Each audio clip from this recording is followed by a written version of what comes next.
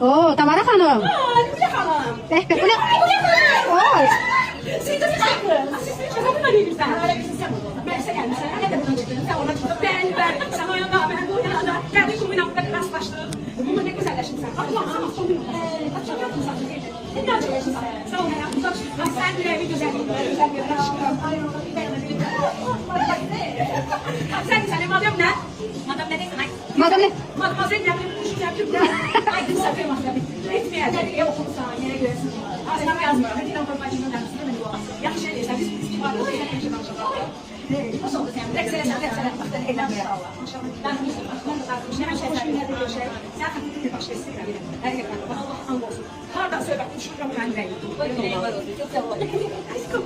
Sen sen çok güzel gelirsen. Ben gideceğim. O gün söyle. Sen o kadar. Sen o kadar. Sen o kadar. Bak bu çocuk yere tutar da.